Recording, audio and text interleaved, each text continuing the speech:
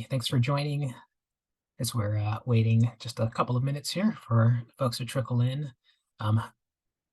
Wanted to say, number one, just glad to have you here, but also number two, if you would like to in the chat to get things started, if you would like to answer the question on the screen there about any new menu items that you might be excited to serve in the upcoming school year. I'd be happy to see those things. And as somebody who's over on the West Coast and it's still breakfast time and still getting kind of towards lunchtime here now, even, I'd be excited to hear what you're serving and see if that might be something I myself might want to eat in just a couple hours. Thanks.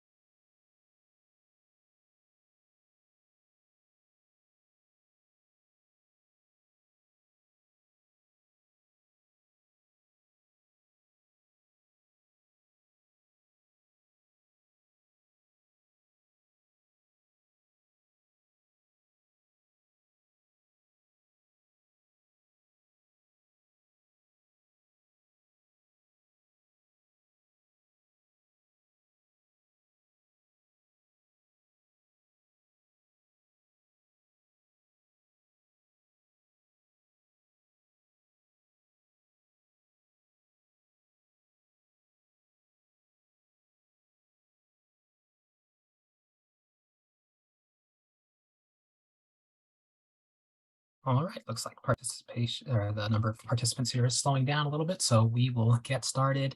If you still have some new menu items that you want to share in the chat, please feel free to do so.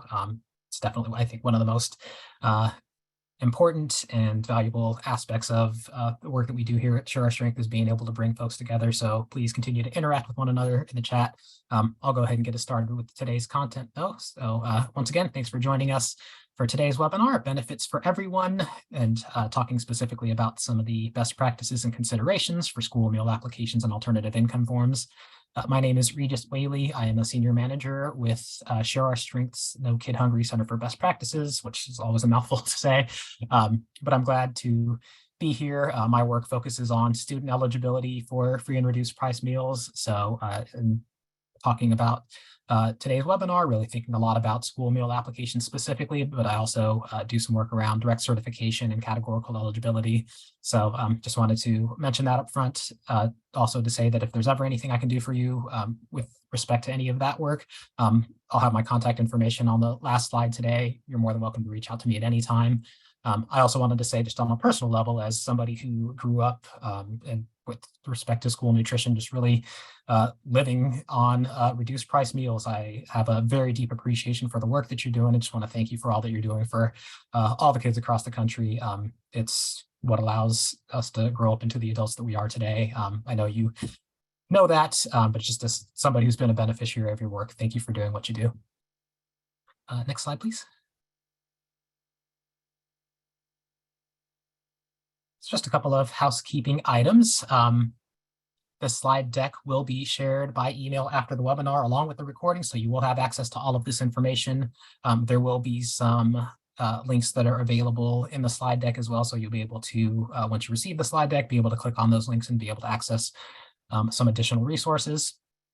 Again, engaging with other attendees is more than welcome throughout this webinar, so please feel free to do so. You can do that through the chat box. If you see on the little screenshot down below there, there is the chat box specifically, just that single little word bubble. If you have questions specifically for me, I'm the only speaker here today, you can enter them into the Q&A box. So with the two chat bubbles, and that Q&A box helps just to separate those questions out specifically for me so that, number one, I can get to them hopefully during the webinar, but also number two, if there are things that I can't get to during today's webinar, I can make sure that I go back and answer those things for you. And then lastly, but certainly not least, accessibility and inclusivity is very important to us here at Share Our Strength. We do have the live transcript functionality available. You can click that CC button to be able to turn that on. And then final note, not on this slide, but my wonderful colleague Hannah is running things in the background with all the tech things. So if you have any kind of technical issues, you can send a message to Share Our Strength. That will go to Hannah and she'll be able to support you throughout the webinar if you need anything. With that, let's jump into our agenda. So really just two things on the agenda. This first one is literally just one slide to do some level setting for all of us. I suspect it's information you all know already, but just why school meal applications and alternative income forms are important. I'll define alternative income form in just a little bit here. It's not all states use them, so you may not have, you may not know exactly what those are. And then secondly, the meat of today's conversation will be these considerations for increasing your form submissions. So if there's nothing else that you take away, I think these 6 bullet points that are below are really the critical things to try to think through in terms of how to get these forms back in. I know that it's a struggle all across the country. If you didn't know it's a struggle all across the country, let me be the first one to tell you it most certainly is. So do not feel like you're alone at all in this. But here are high level 6 things to think about: communicating the purpose of these forms, recruiting allies in doing the work, being creative with the naming of the form, just considering your community and who you're communicating with, leveraging all the communication platforms that are available to you, and incentivizing submissions for getting those forms back in.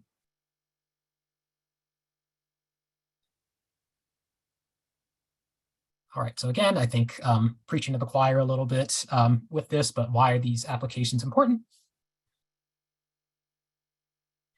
I've got it broken up into 2 buckets here, and the short story on this is that there's benefits for everyone, right? That's the whole premise behind the name for this webinar. It's really, I think, the premise behind all the wonderful things that happen as a result of increasing student eligibility for free and reduced price meals. And so I think that's really the point to drive home in all the work that you're doing in terms of trying to increase the submissions, is just continuing to highlight the benefits that are available for everyone.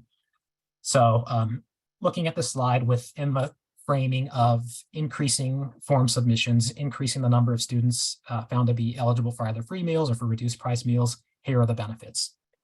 So the first and most immediately obvious one, thinking about students and households, is of course this is going to increase affordability for school meals. I don't think I need to dwell on that one any further.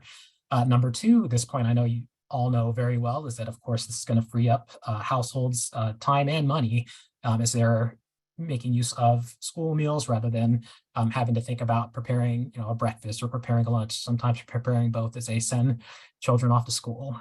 As somebody with couple of kids myself, this is something that I continue to appreciate more and more, just being able to have a little bit more time to do all the other important things that come along with taking care of a child in the household.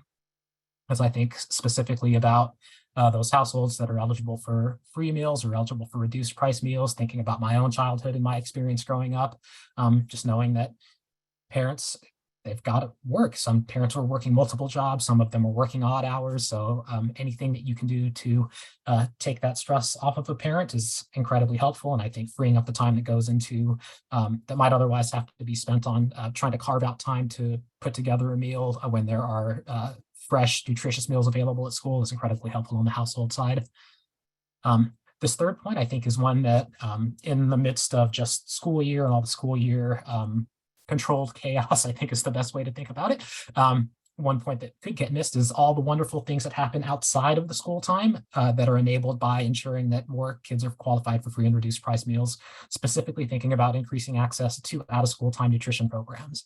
So in your districts or in your communities, there may be programs that are running, after school meal programs through the Child and Adult Care Food Program, CACFP, or during the summertime, Summer Food Service Program, SFSP. Part of the eligibility for those programs is driven by free and reduced price eligibility. So in both the after-school meal program, the summer meal program, there's this idea of area eligibility, and areas of your community can become eligible when 50% or more of kids are qualified for free and reduced price meals. So by virtue of getting more kids qualified, more students and households, rather, I should say, qualified for free and reduced price meals during the school year, is going to enable some of those out-of-school time nutrition programs to run in your communities and be able to provide meals for students when they don't have access to school breakfast and school lunch. And last benefit I'll mention here on the student and household side, thinking about our high school students, is that there are discounts available for those AP advanced placement exams, for the ACT testing, SAT testing. There are discounts available for students who are eligible for free and reduced price meals. So That's it on the student side. I think on the school and district side, these are all things that you're very acutely aware of. Improving affordability of meals, which by increasing the affordability of the meals, generally increases participation in these programs, especially school breakfast. There's a fairly decent body of research around that now, where increased participation in school breakfast can contribute to increased performance metrics at the school level and at the district level. So thinking specifically about reductions in chronic absenteeism, which of course is going to help students just be in school, engaging with content more regularly in the classroom. And then related to that, increases in standardized test scores. Again, there's a decent body of research around that now, again, with the research more strongly pointing to the impact of school breakfast. And so there's a good reason for schools and districts to want to do this from an academics perspective. Another important thing, I think, just thinking about the financial side of free and reduced price meals, reducing the likelihood and magnitude of unpaid meal debt. I think that subject has certainly grown in the national conscience in the last couple of years. Certainly hasn't been around, certainly isn't new, and you all know that, but I think this is something that people are starting to pay a little bit more attention to now. But if you've got more kids that are eligible for free meals, they can't incur any unpaid meal debt because they don't have anything to pay in the first place. For reduced price students, if they're having to pay just a smaller amount, but they might still be missing some payments there, it's not going to be as much as if they hadn't qualified for reduced price meals in the first place. So there's that immediate connection, I think, with unpaid meal debt and free and reduced price applications. Increasing school and district funding. So this is where we're not thinking only about free and reduced price meal applications, but we're now also talking about those alternative income forms. So as promised, I'll talk about those alternative income forms because some states actually don't require these. In some states where schools are operating CEP, the Community Eligibility Provision, or Provision 2, where you're collecting applications basically every 4 years, some states require an alternative income form in place of the free and reduced price lunch data that they might have been otherwise receiving every year as households were filling out applications. Alternative income forms come in a lot of different varieties. There's some uniformity across states, but there's not a specific mandate around, what specifically must be in there. There's there's not like a ton of federal guidance around like, here's what an alternative income form must say, must contain, all those things. It's really up to the state. And so as states make their determinations about the household income information that they want to collect, that they want to be able to utilize at the school level or at the district level as a part of their student funding formulas, it's really on the state to think through what information it is that they want to collect and how to utilize that information. So I know that was a question that came in from at least a few of you before the webinar. And as we go throughout the webinar, I should also say too that the questions that you submitted during the registration, I think I'll answer most of those throughout this webinar. If I don't, feel free to bring them up in the Q&A. But to answer those questions about using alternative income forms in those states where they are required, and what kinds of questions to put on there and things like that, it's really up to your state, and it depends on how your state is utilizing that information to be able to drive some of their other student funding questions. Happy to connect more outside of this webinar to talk about those things with you if you're interested though. But coming back to the content here, again, the idea here is whether it's free and reduced application or alternative income form, those forms do have implications for school or district funding, and specifically really increasing the amount of funding that comes into schools and districts. And then finally, I already mentioned this one on the student and household side, but also I think something that's of interest on the school and district side too, increasing access to those out-of-school time nutrition programs. I know that all of you here have that heart for ensuring that every kid has access to meals, both during school time and just generally making sure that those students, their households, that everybody's doing well. Making sure that those forms come back in, of course, is going to help them outside of school as well. Next slide.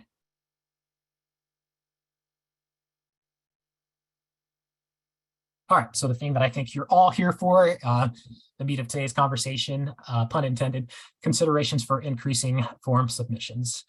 One other thing I'll say as I get into these considerations is that all the considerations are going to interact with each other at some level, and you'll hear me talk about some future slides when I'm on the current slide, and then I'll talk about previous slides when I'm on those slides.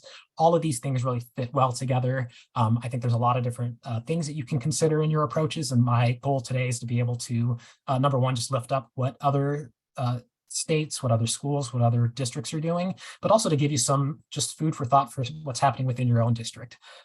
It's not always easy just to take what one school or one district has done and just transplant it over into another area, just because the contexts are different. But I want to make sure that you leave both with some concrete ideas about what other folks are doing, as well as some thoughts to spur your own ideas about what you can do. Next slide. All right, so up first, communicating their purpose. So we've talked about these forums, and we've already done some level setting around all the fantastic benefits that come along with making sure that households are filling out and returning these forms on behalf of their students. So broadly put, the two purposes of those forms are, number one, as the name free and reduced price school meal eligibility form implies, it's to determine eligibility for those meals. But for both free and reduced price forms, as well as for alternative income forms, the idea that both forms can contribute to the determination of the economic status of a school or of a district, and be able to impact the amount of funding that's coming in, as well as some of those other community resources. Again, thinking about specifically those other child nutrition programs that are available out of school, outside of school time. So the big consideration, I think, here is thinking about who needs to know this. I think on the district side, there may be some folks that aren't necessarily plugged into what's happening around school meals, especially with within districts with school food authorities kind of operating as their own entities within the district. I think there can be sometimes not always a clear understanding of the finances that are happening within school food authorities within the rest of the school district. So there may be some education that you can do there around communicating, here's how free and reduced eligibility is impacting all of these other things that are relevant for our district. It's not just impacting what's happening within food service. It's affecting the entire district with funding that's available for students, with technology-specific funding. We'll talk about that in a little bit, with the supports that are available for students. So thinking about that kind of internal audience at the district level, who needs to know this information? I think at the school level, as you talk with principals or other administrators, talking with teachers, knowing that there is this body of research out there that says that, that if you increase participation in your school meal programs, you're going to get all of these other wonderful academic side effects of, again, reduced chronic absenteeism, increasing test scores, with the desire for schools, for administrators, for teachers to really see their students do well academically. That's a great way. That's a great hook to bring them in and make free and reduced price eligibility a part of the thing they're thinking about as a part of their strategy for increasing academic performance within the school. So I think within a district, within a school, that's, those thinking of them as your internal audience, they might be part of your community who needs to know this information. When you look outside of that, when you look at the students that you're serving, the households that you're reaching, really talking about the second point about how filling out that form can help to do so many different things that help that household, but really can help lift up the entire community. Again, thinking about especially out of school time meals, the fact that an entire area can become eligible to start receiving these meals for sites that are stood up in those areas. That's an important and powerful thing to be able to, my one form that I'm filling out is helping to do something great for my entire community. So that's the big consideration, I think, here is thinking about who in your community needs to know what about the importance of these free and reduced price forms, all those wonderful benefits that we just talked about on the previous slide. Next slide, please. All right, recruiting allies. I think this is an interesting area to look at. And I think one that's super important given, thinking about food service and just how busy you are with all the things that need to go into just making sure that kids have access to meals. There's obviously a ton of other, administrative things you need to do, financial things. To the extent that you can bring allies into this work, it's going to be incredibly helpful, I think, in ensuring that you're able to help those who are impacted by free and reduced price eligibility to be a part of the team and making sure that these forms get back in. So this hopefully is an area where you might be able to do something a little bit different around being able to get those forms back in. So the way that I've got this slide divided up, on the left side, those first two columns looking at who the free and reduced price, that's what that FRP stands for, who the free and reduced price data impacts, who you might consider recruiting, and then on the right side, a few different strategies that you might consider for making use of these allies that should be on your team and helping to get these forms back. So knowing that school funding is being impacted by free and reduced price data, how are you engaging your principal? If you've got like a business officer or somebody else who's thinking about your finances, your other school administrators who might be thinking about school funding, because this data impacts them, these are some folks that you might want to recruit to your team. At the district level, thinking about kind of the equivalent of what you see at the school level, but thinking about how do you gauge the superintendent? Are there other district administrators? If you've got more like regional administrators, thinking about your school board, how do you get those folks engaged? By letting them know that district funding is being impacted by the data that you're collecting through these free and reduced price forms or through your alternative income forms. Dropping down to the technology, as I alluded to on the previous slide, there is a program called E-Rate. You might be familiar with that. That actually provides funding both for schools as well as libraries. And I don't mean like school libraries, I mean like libraries and community libraries. This program provides funding for them. I'm not an expert on the program, but it can provide between like a 20% and like I think 90% is the upper limit, or 70% maybe, grants for all sorts of technology services, specifically around like internet connectivity and networking and things like that. And the way that one of the determining factors for the size of those grants is the percentage of students within those areas that are eligible for free and reduced price meals. So the impact of that free and reduced price data, like at this point, starts to spill out into the community a little bit. So thinking about maybe your own IT staff, since potentially there could be some funding coming in for them, your libraries, your local library staff, recruiting them as allies. And then finally, again, coming back to that out of school time meal availability, in addition to you as your school or district that might be serving these meals, you might have other community sites that are also serving meals outside of school time. So thinking about some of your youth enrichment programs out there, your YMCAs, your Boys and Girls Clubs. I come from a food bank. I know at the food bank we ran after school and summer meal programs, thinking about those community organizations, any other organizations that are serving children and families. There's reasons for all of them to be invested in this work. There's reasons for all of them to help you in getting these forms back.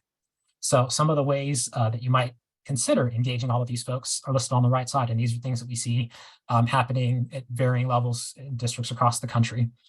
So providing a signed letter explaining the purpose of these forms and asking that the forms be returned. So really thinking about who is it that a household might want to hear from that they trust as a leader, that they trust as an authority to say that, oh, you know what, these forms are important. Here's how we're going to use those forms. Here's how we're going to use that information. Who is that authority? Can they provide a letter to go out along with the form to be able to help drive the return of those forms? Second strategy here, promoting school meal benefits and completion of those forms. So thinking about, just having flyers available to talk about the benefits of school meals, to talk about the fact that the forms are available, encouraging folks to return those forms, letting them know where to return those forms, all those details that make it easy for a household to just say, this is important, I'm going to do it, and I'm going to make sure it gets back to my student's school. So thinking about the places where families are. So, I've got libraries listed on here. Obviously, that's a great place where community members gather. It's a great place to get some visibility there. But really think about, where are those places that people are going? Again, going back to those community sites, your YMCAs and Boys and Girls Clubs, if you have those in your area, community rec centers, wherever people are, making sure that those promotions are there. And also related to that, in addition to just having that information there, making the forms available outside of the school environment. So, I think about, I go to a library and there's a tax form, that you can pick up your 1040 tax form at the library.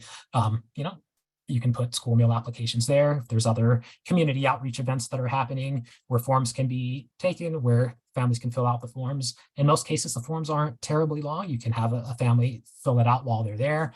I was just speaking with a school nutrition director who was talking about being out at a farm and having the kids do a short little activity while school nutrition folks talk to parents and caregivers just to get them to fill out the form right there on the spot. Kids walk away with something, they had a little bit of fun, parents have been able to submit that form, and now kids are going to be eligible for free and reduced price meals just by virtue of stopping by a booth for a few minutes at a community event. So there's opportunities like that, both to promote those events and then to make those forms available outside of the school environment. Providing assistance with the completion of those forms is really big. And I say this with some background, again, coming from the food bank. One of the things that I was able to do there was oversee our outreach for SNAP enrollment. The Supplemental Nutrition Assistance Program was formerly the food stamp program. The applications, just depending on who it's sitting in front of, sometimes it can be a daunting application, even though it looks like it's, just one page and a few questions. There can be confusion about how to fill some of those things out. I think about the free and reduced price application and thinking about the income piece and thinking about, especially these days, you've got, gig workers, you've got folks working on contract, folks that do odd jobs. Like, it's very difficult sometimes to be able to figure out from all of those things, especially when your work isn't necessarily steady. What is your annual income, when you need to fill that out on the form, or what's my weekly income, if that's what I'm trying to think about filling out. Sometimes it's not always a straightforward question for as straightforward as it might look on the form. So having someone available to help fill out those applications, especially for households that might have some questions about what certain things mean, can be incredibly helpful in ensuring that those forms are getting returned. And then last strategy on here, kind of a cheat relative to everything that we're talking about today.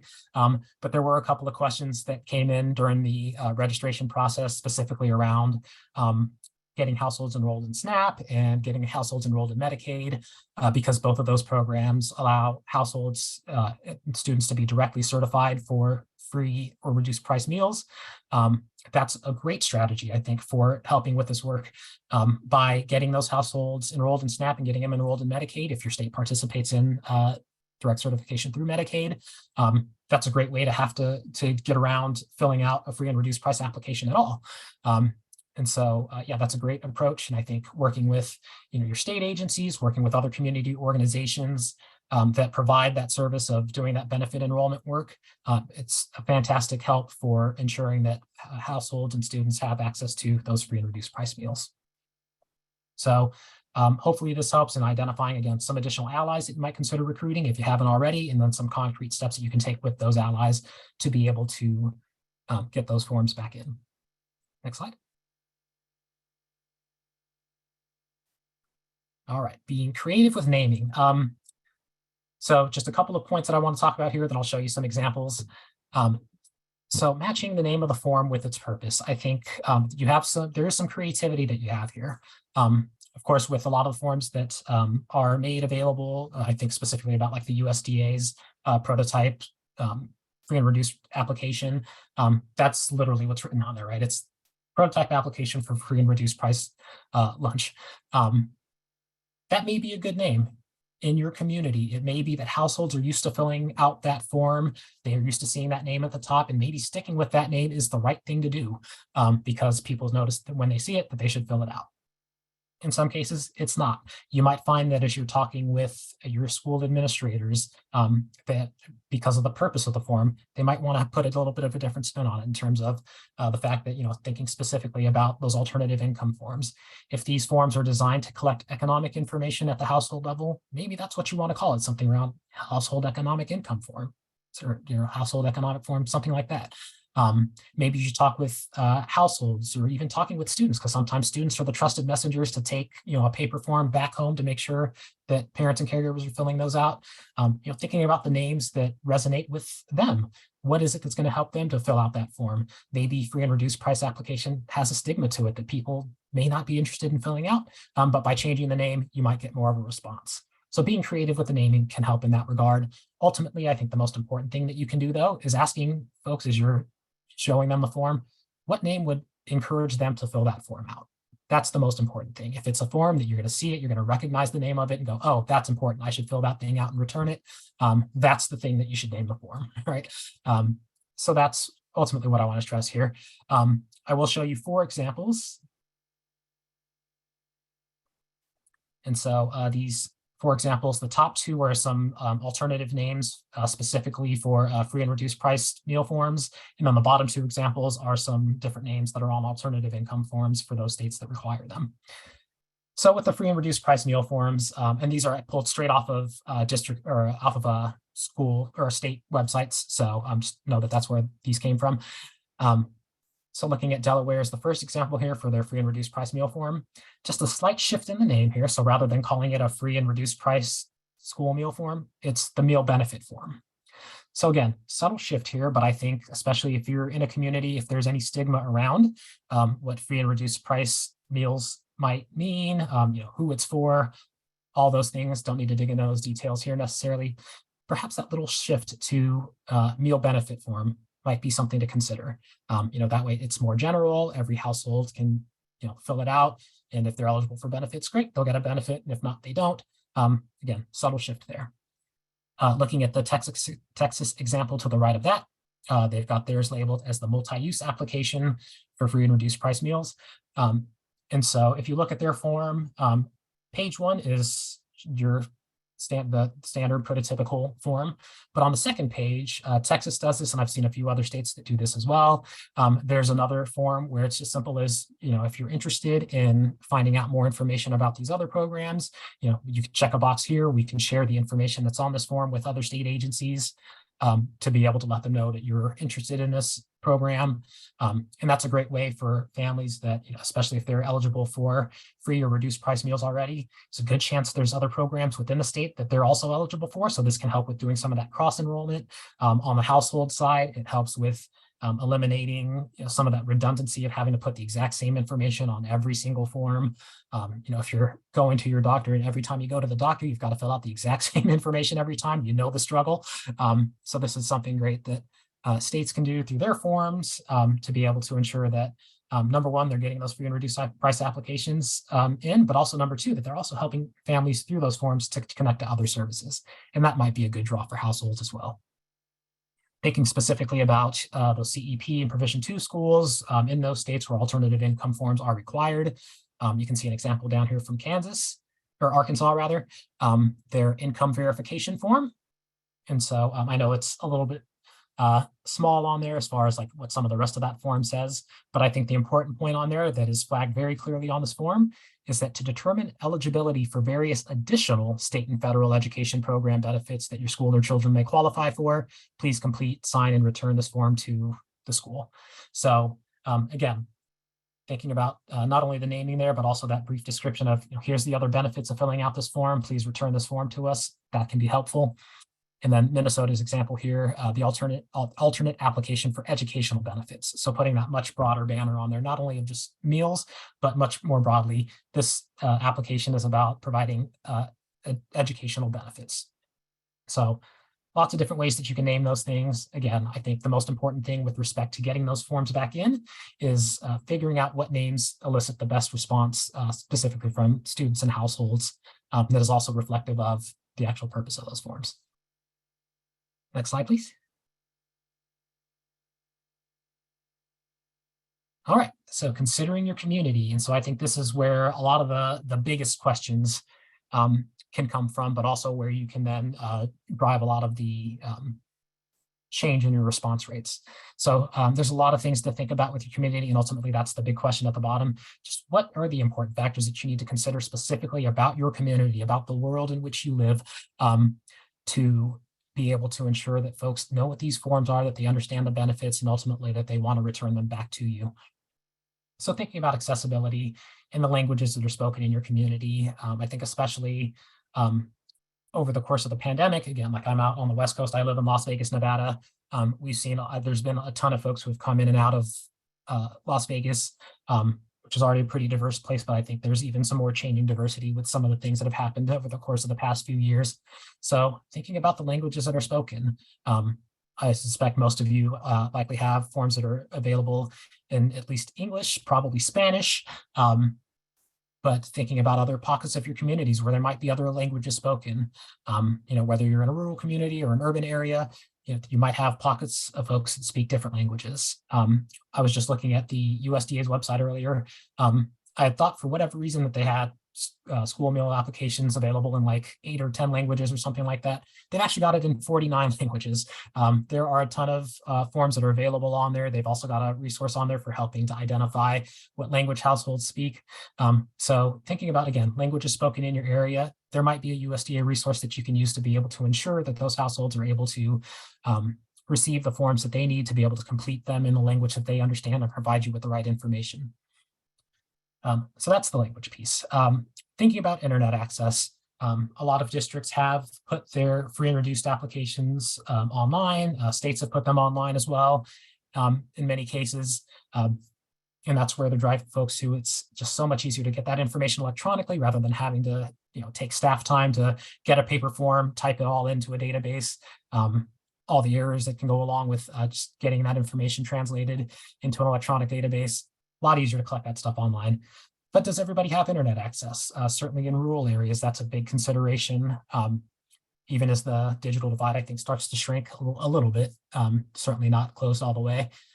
Also in urban areas, though, certainly pockets of, I think pockets of cities where, especially for households with lower incomes that may not be able to afford internet connectivity or might only have a phone to do it if those applications aren't mobile friendly. So just thinking about internet access is if that is the primary way that you're hoping to collect that data, and thinking about the differential access there. Who are your students' caretakers? I think there's been a big shift in who caretakers are for a lot of different reasons. I think a lot in this context about grand families, this idea now of this growing number of grandparents taking care of grandchildren. I think if that wasn't necessarily in grandparents' plans, they may not necessarily know all the resources they could be utilizing to help take care of the children they're now responsible for taking care of. So thinking about who the caretakers are they aware of these programs? Were they the caretakers that were with the children at the start of the school year? All those things. I think there's some consideration around that. Just making sure that you're communicating with the right folks, with the right language at the right times. And last, and on this slide, but I think a real big question, and this is something that I saw some questions about prior to the webinar too, is how do you increase like who should be responsible for sending these forms out, who should be responsible for helping? I think a big question there is, who does your community trust when you're talking about having somebody put this information down and give it back to you? I saw a good number of questions specifically about families that might be immigrants, and how do you get them to provide this information back in the event that they might not want to? And it's totally understandable why they might not want to. Looking at the free and reduced price application form, there's a spot on there for the last 4 digits of a social security number. That social security number piece can be a trigger for some people. And so I think to answer that question, just very briefly for those that are thinking about it, and I come at this from coming from like a SNAP application assistance background. When that information gets submitted, it's supposed to be just for verification. And by that, I mean, it's just the work that you're already doing typically when you're taking those forms in, verifying that folks actually are eligible for the program in the way that they're supposed to be eligible for the program with respect to their household income and size. There isn't any reporting that happens. So those are really the two differentiators, reporting versus verification. Where there's reporting happening, where information is going back to a government agency, I think that's really where like the concern and the fear comes from, for the most part, from immigrant households. But again, you need to trust somebody. You need to have a trusted messenger who's saying, that's not what's happening with this information. This information is just being reviewed by us, by the district, to look and ensure that you are indeed eligible for these benefits. I think that's the way to get around the trust with respect to that specific question around households with immigrants or mixed status that might be concerned about what's happening with their information. But that trust is a big key part of this. I think, who can you trust to say these forms are important? You should turn these back into the school. There's a number of other factors. Certainly would encourage you to share things in the chat about some of those other factors that you might be thinking about. Next slide. All right, leveraging communication platforms. I think there's a lot of different ways that you can do this. And so some of these I'm sure you're already doing, and I'll have some examples on the left side of the screen here of some things that are available to you that other folks have done. There may be some other interesting ideas in here for you, so hopefully some actionable steps you can take away from this slide. But number one, thinking about communication platforms, especially right now. This is kind of back to school time across the country. I know some folks have already started with their school year. But of course, sending out those applications with the back to school information is a great way to ensure that these households are seeing it, especially if there's a paper copy that's going out. That's a great way to get it in there, but also making sure that's part of any digital packages that you might be sending out. And going to back to school events and talking with students, talking with households about the importance of returning those forms. I think for the amount of time that the amount of opportunities that I've had in talking with districts about what's working for them, being face-to-face and being able to let families know how important these are, like that seems to be the biggest thing that's helping with getting forms back in. So to the extent that you can, making opportunities to show up in those in-person events, especially now that we're able to have in-person events, that's a tremendous help. Posting flyers in the places where families go, again, coming back to this idea of being where the families are, being where students are, and making sure that the information is getting out in those ways is going to be key. I think this rolls a little bit into the next point as well in thinking about social media, because that's not necessarily physically where people are, but digitally where people are. It's a great way to get the message out. One of the things that always was just absolutely astounding to me whenever I had meetings about this in the past with marketing teams is just the number of times that messages get seen on social media, which I guess shouldn't surprise me. I've tried to stop using social media, but anyway, that's my deal. But just the number of impressions, as they call it. These things get seen a lot, and so being able to repeat that message over and over and over again certainly is helpful in helping folks remember that these forms are available, that they can be filled out, and being able to link folks directly to it. Talking about linking folks directly to these forms and thinking about text messaging. Text messaging has an incredibly high what they call click-through rate, where you can put a call to action into text message and people will actually engage with it. So not only are they reading the text message, but they're also clicking on the links, especially when the information is coming from a trusted resource, and going to look at the things that you're advising them to look at. So you can utilize text messaging. You might be able to partner with either your marketing folks or your IT folks if you've got access to them. Text messaging costs have come down quite a bit. I think that was one other really amazing thing to see when considering text messaging as a form of outreach. In many cases, it's less than depending on how many you're sending out, text messages can cost you less than a penny to send out. So you can have incredible reach. You can send out text messages a few times without incurring too huge of a debt for the messaging, and you might be able to get a great return on that investment. In addition to the electronic media, with social media and text messaging, the traditional forms of media are great too. Think about how you might be able to access TV, especially local stations, getting on the radio or print media, especially through local papers, to be able to share information about just child nutrition in general. That was one thing that was always so surprising to me in my food bank work, was just how incredibly receptive everybody in the community was to talking about the issue of child nutrition.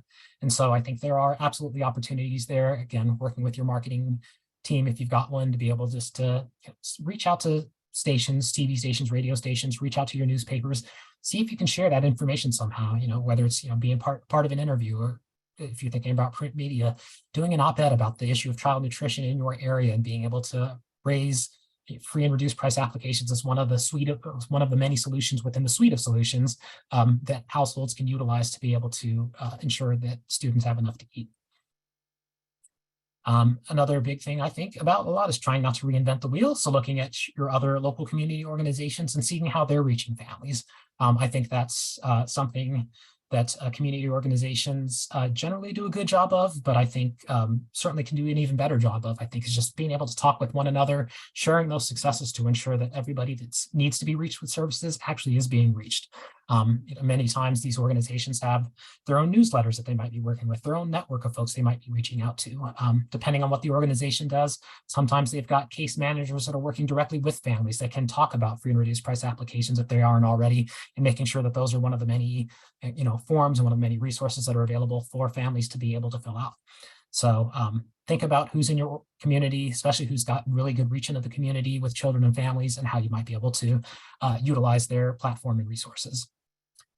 And finally, I think most importantly is just reminding families throughout the year that forms can be submitted. You can take those forms at any time throughout the year. Of course, there is a big push at the beginning of the school year, prior to the start of the school year, because that ensures that families and children have access to school meals throughout the entirety of the school year.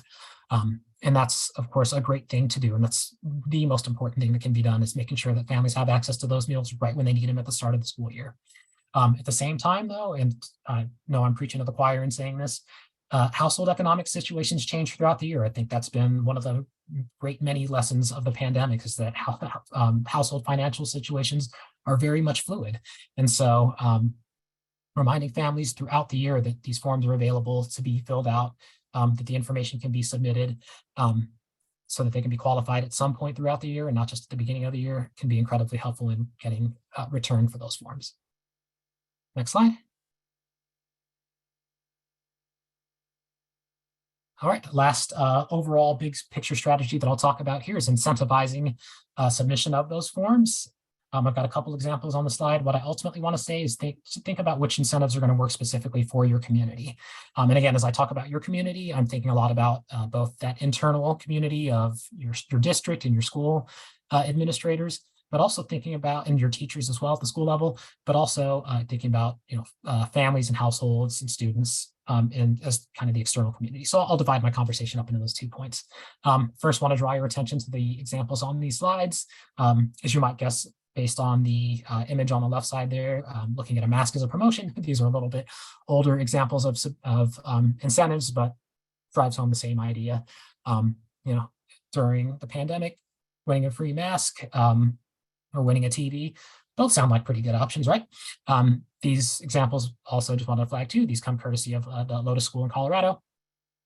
So overall here, the idea is incentivizing submissions, thinking about it on the district side or on the school side. What are the incentives that would be of interest for administrators, for teachers to talk about the importance of these forms? When I did some work with the food bank and increasing breakfast participation, I was surprised that the incentives that schools were interested in most were actually supplies for the school, specifically like copier paper and things like that. Not at all something I would have thought about, but it wasn't until we asked folks in schools what they would be interested in receiving that we learned, oh, the things that we thought about, the little tchotchkes and things that were important, that might have been good ideas for incentives, were terrible ideas for incentives. So getting to know your audience and who it is that you think is going to drive the submission of those forms and knowing what incentivizes them is the takeaway here. So again, and then thinking about things on the student and household side, thinking about some of those incentives. One of the other popular incentives that people seem to be excited about, especially in schools. I don't know how this works with school wellness policies these days, but thinking about providing like a pizza party or an ice cream party for classes if they're able to get 100% of their free and reduced price forms turned in. So some options there. Again, it depends on who you think is driving the submission of these forms and incentivizing those groups accordingly. And next slide, please. That should be all for me. I wanted to make sure I left some time here for Q&A. So with that, let me get some things pulled up. I'll start with Q&A first. I do see that there are a couple of things in the chat, and I will get to those in a second, but I'll start with Q&A here. So just a comment, but I think one worth sharing with everyone. So had a district state that they changed the name of the family income form to education benefit form because the word survey made some families believe the form was not as crucial to return. Excellent example, I think, of just some of that wordsmithing and trying to figure out from the household perspective, how does the household see this form? How is her survey or whatever it might be called? And does that little change, from the word survey to the word benefit, trigger for the family that, oh, this might be something that I might want to return versus a survey being optional. Thank you for sharing that. We'll definitely get that one in the toolbox. And then Minnesota, I know I saw some questions from Minnesota who recently made school meals, universal school meals available. So congratulations, Minnesota. You also have the program. So facing that challenge of getting families to still apply for all the other benefits. Yeah, and so again, I think that's really where again, just putting together all of those different strategies, from the name that ends up on the form to who's getting that form out and who's who's communicating the importance of returning that form, reminding families throughout the year to get those forms turned in if those forms are allowed to be turned in based on the guidance that your state has available at any time throughout the year. It's really going to take putting all of those different strategies together to figure out what works specifically in your community. So with that, I'll pause for just a moment here for any additional questions, either in the Q&A, or if you've got any comments, anything that you want to share in the chat.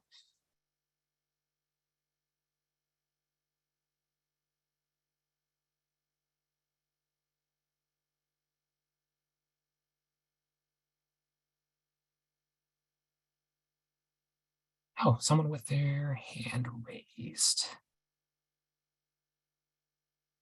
See if I can see you.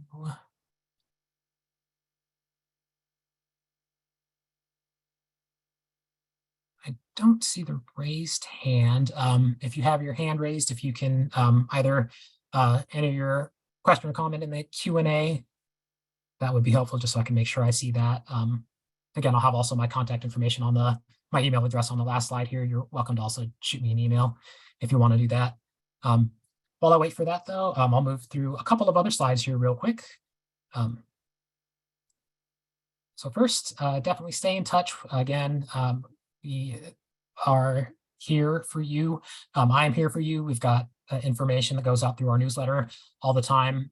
And when you get the slides, you'll be able to click on this link, but bestpractices.nokidhungry.org is the website you can go to for that information. You can subscribe for our newsletter there, send that out every couple of weeks with information, not only from what's happening at Share Our Strength, but also from our other anti-hunger partners that we work with, FRAC, Urban School Food Alliance, all those folks. We try to share resources there. Last thing I'll say too, on the next slide, please. We do have a 5-question survey that will pop up on your screen after this. Every single one of those responses we do read all of them. We use those to tweak the resources that we have available, the content that we're putting out. So please keep an eye out for that survey. Sorry, in my head, I jumped ahead to that. Also wanted to flag that we do have a resource that this presentation is based on, our school meals application outreach toolkit that talks about a lot of the things we talked about today. Also has links to some sample language that you can use, some graphics, some templates that you can utilize for your outreach. Some of them are examples from other school districts. Others are examples that we've put together based on what other districts are doing that you can customize for your own district, dropping in your own logo, changing up things that might need to be changed up specifically for your district or school or for your state. So when you get the slides, you'll be able to access that resource. I do want to flag also up front, there's some information I need to clean up in there from school year 22-23, but that'll get cleaned up. Just wanted to flag that for anybody who might go in and look at it and might be concerned about any of the dating on there. Most of it's good stuff, just need to take off the 22-23.